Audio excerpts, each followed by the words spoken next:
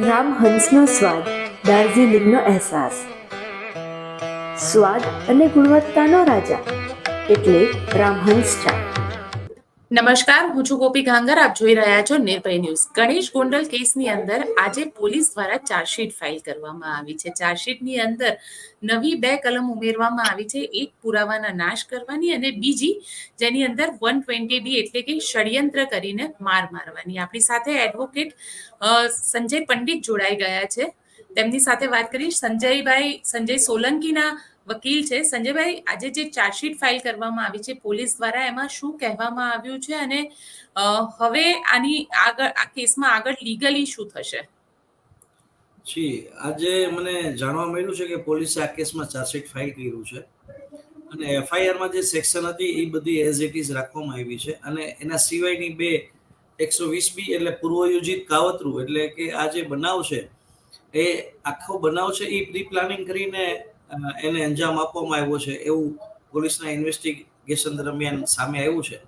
એટલે 120B નો એમાં ઉમેરો કરવામાં આવ્યો છે અને એના સિવાય કે જે મોબાઈલો કબજે કરવાના બાકી હતા બીજા આરોપીઓના, જે ચાર્જશીટ થયો ત્યાં સુધી કોઈ મોબાઈલે કબજે થઈ નથી શક્યા. આર્મ્સ જે ઉપયોગ કરવામાં આવ્યા હતા એ કબજે નથી થઈ શક્યા. એટલે આ તમામ પુરાવાઓનો નાશ આરોપીઓ કર્યો હોય એવું તપાસ દરમિયાન પોલીસને કે ઇન્વેસ્ટિગેશન એજન્સીની સામે આવ્યું છે. એટલે આઈપીસી 201 નો એમાં ઉમેરો કરવામાં આવ્યો છે અને એ પ્રમાણેનું ચાર્જશીટ આજે કોર્ટમાં ફાઇલ થયું છે. સંજયભાઈ, આ જે ચાર્જશીટ ફાઇલ કરવામાં આવી, હવે તો એ ક્લિયર થઈ ગયું કે પૂર્વ નિયોજિત કાવતરું હતું આ, એટલે એ ઘટનાક્રમને આખો કોર્ટે પોલીસે કઈ રીતે કીધો છે? ઘટનાક્રમમાં એવું છે કે જ્યારે પ્રથમ વખત બનાવ બને છે એફઆઈઆરમાં એવું છે કે પછી સંજય સોલંકીના પિતાએ રાજુ સોલંકીએ બંને પક્ષને સમજાવી અને છૂટા પાડ્યા હતા. ત્યારબાદ જુનાગઢના કોઈ એરિયામાં આ લોકો ત્યાં રેકી કરીને રહ્યા હતા અને કોઈ ગાંધી ચોક કે એવું કંઈક એરિયાનું નામ છે, ત્યાં રેકી કરતા હતા અને જેવું આ વિક્ટીમ નજરે ચડ્યો એટલે એ લોકોએ બનાવને અંજામ આપ્યો અને એના માણસો જે છે ગણેશના, એ માણસો આની ઉપર ધ્યાન રાખીને બેઠા હતા, જેને કહેવાય ને ઘાત લગાવીને બેઠા હતા. આવું બધું ઇન્વેસ્ટિગેશન દરમિયાન સામે આવ્યું છે. એ રીતે પોલીસે આખી તપાસને ધ્યાને લઈ અને એ દિશામાં તપાસ કરી છે. એટલે 120B નો આમાં ઉમેરો કરવામાં આવ્યો છે. અચ્છા સંજયભાઈ, હવે સવાલ એ પણ છે કે કોર્ટે તો હવે આ આખી ચાર્જશીટ ફાઇલ થઈ ગઈ છે, એટલે શું હવે ગણેશ ગોંડલને પોતાને જામીનની એપ્લિકેશન જે એને હાઈકોર્ટની અંદર કરેલી છે, જેના ઉપર 7મી ઓગસ્ટે સુનાવણી છે, એ થઈ શકશે કે પછી એમાં હવે એની અંદર જામીનમાં એક બેનિફિટ મળી શકે કે ચાર્જશીટ થઈ ગઈ છે એટલે જામીન મળી શકે? સામાન્ય રીતે પ્રોસિજર એવી હોય છે કે હાલની જે જામીન અરજી પેન્ડિંગ છે હાઈકોર્ટમાં આરોપીઓની, એ જામીન અરજી છે બિફોર ચાર્જશીટ છે. એટલે હવે મીનવાઇલ આ સુનાવણી પૂર્ણ થઈ એની પહેલા જ પોલીસે છે એ ચાર્જશીટ ફાઇલ કરી દીધું છે. એટલે સામાન્ય સંજોગોમાં એ જામીન અરજી છે એ હવે ટકવા પાત્ર નથી, એમને વિડ્રો કરવી પડે અને ફરી પાછી એ લોકોએ સેશન્સ કોર્ટમાં જામીન અરજી રેગ્યુલર બેલ મૂકવા પડે અને સેશન્સ કોર્ટ છે એ તમામ તથ્યોને ધ્યાને લઈ જામીન આપવા કે ન આપવા એ હુકમ કરે અને જો સેશન્સ કોર્ટ પછી જામીન ન આપે તો ત્યારબાદ એ લોકો હાઈકોર્ટ જઈ શકે છે. આ પ્રકારની સામાન્ય રીતે પ્રોસિજર હોય છે. સંજયભાઈ, સાથે પોલીસે પણ એપ્લિકેશન કરી હતી ફર્ધર રિમાન્ડ માટેની, કારણ કે અત્યાર સુધી જેટલું બી ઇન્વેસ્ટિગેશન થયું એ જેલની અંદર થયું, તો ફર્ધર રિમાન્ડ હવે ચાર્જશીટમાં જે હાઈકોર્ટમાં એપ્લિકેશન થયેલી છે તે ટકી શકશે કે પછી એમાં પણ ક્યાંક ફરીથી નવેસરથી આખું કાર્યવાહી કરવી પડશે? હવે મને એવું લાગે છે કાયદાકીય દ્રષ્ટિએ હવે એ અરજીનો કે રિવિઝનનો કંઈ અર્થ રહેતો નથી, કારણ કે પોલીસે જે પોતાનું ચાર્જશીટ ફાઇલ કરી દીધું છે. મારા ધ્યાનમાં છે ત્યાં સુધી જૂનના સ્ટાર્ટિંગમાં આ લોકોની અટક થઈ હતી, એટલે 2 મહિના જેવો સમયગાળો થયો. પણ પોલીસે મને એવું લાગે છે કે થોડીક ઉતાવળ કરી છે, કારણ કે 307 નો આમાં કલમ છે, જેમાં 10 વર્ષથી લઈને આજીવન કેદ સુધીની જોગવાઈ છે. તો એમાં પોલીસે 90 દિવસ ઇન્વેસ્ટિગેશનના મળે એમ હતા. 90 દિવસની અંદર ચાર્જશીટ ફાઇલ કરે તો ચાલે એમ હતું. જેમ છતાંય પોલીસે 60 દિવસમાં શા માટે ચાર્જશીટ કર્યું એ મને થોડુંક ગળે ઉતરતું નથી. કદાચ એવું બની શકે કે ભાઈ વહેલું ચાર્જશીટ થઈ જાય તો આરોપીઓને એટલો સમયગાળો છે એ જેલવાસ ઓછું ભોગવવો પડે, કારણ કે આ બધા ગુનાઓમાં શું છે કે આ બધા ચાર્જશીટો જનરલી ફેલ થઈ જતા હોય છે.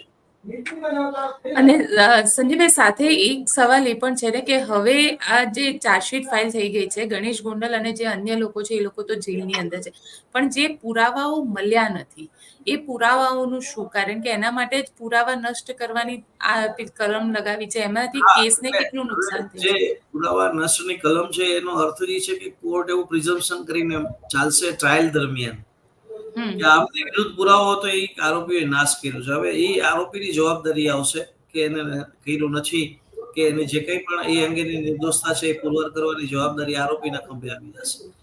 જો એ રજૂ થયા હોત તો ફરિયાદીના શોલ્ડર ઉપર એ બધી આખો કેસ છે એ પુરવાર કરવાની જવાબદારી રહેત. પણ અત્યારે 201 કલમનો ઉમેરો થયો છે, એ આમ જોવામાં આવે તો ફરિયાદ પક્ષના કેસ માટે ખૂબ જ સારી બાબત છે.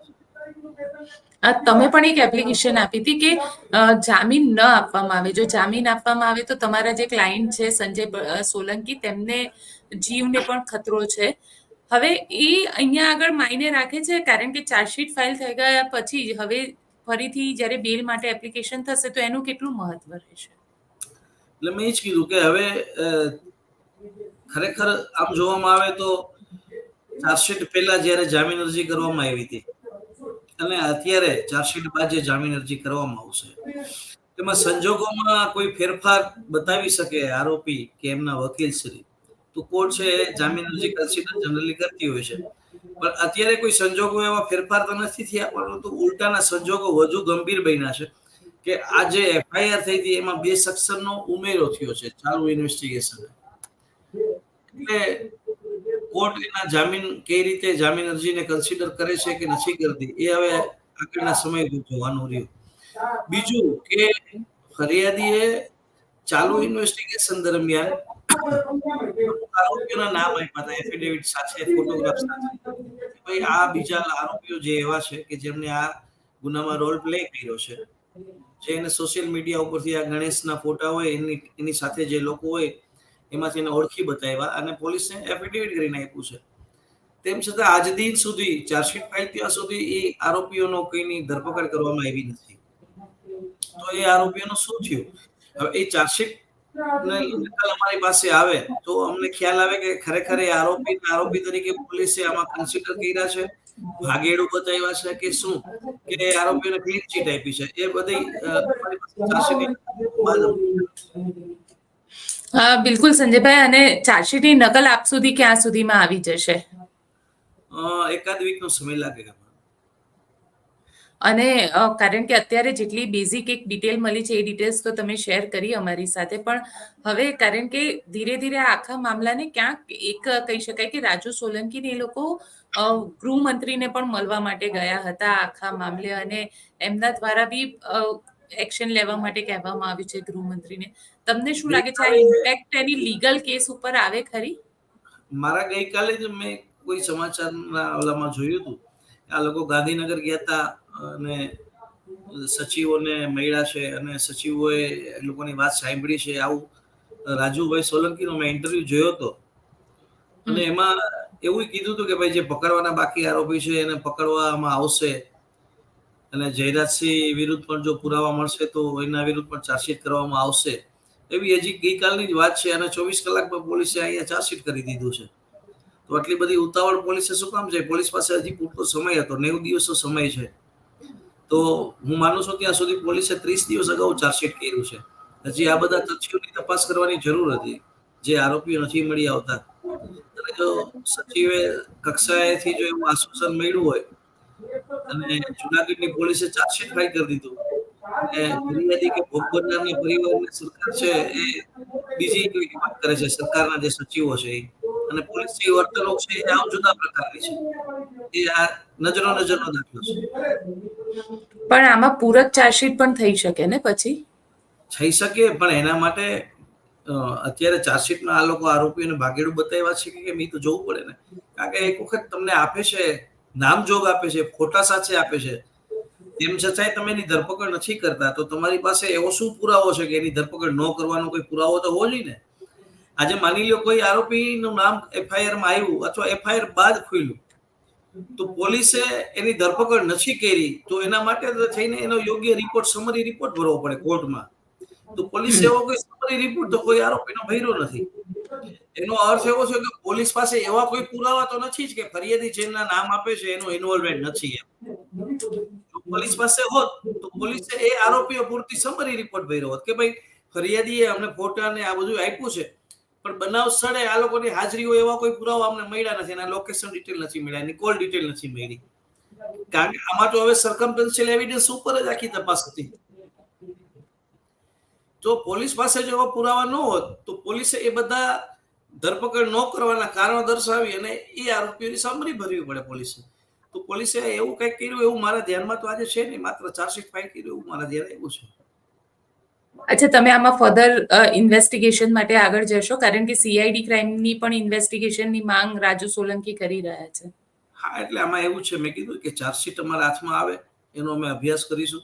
બીજું કે જે અગાઉ એફિડેવિટ કરીને નામજોગ જે નામ આપ્યા છે આરોપીઓના, એને પોલીસે શા માટે તારવી લીધા આમાંથી?